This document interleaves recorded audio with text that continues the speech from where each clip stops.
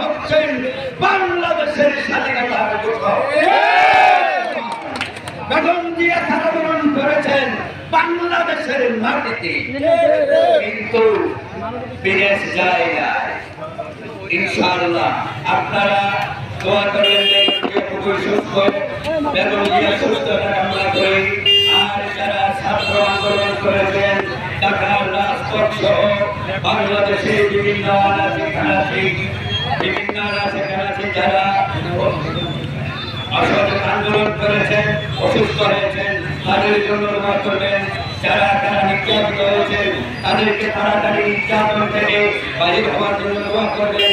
তাদের সুস্থতা কামনা করি, বেগম জিয়ার সুস্থতা কামনা করি এবং শহীদ প্রেসিডেন্ট জিয়াউর রহমান সাহেবের সুযোগ্য সন্তান তারেক রহমানের সামনে নিয়ে আপনারা সবাই এগিয়ে যাবেন।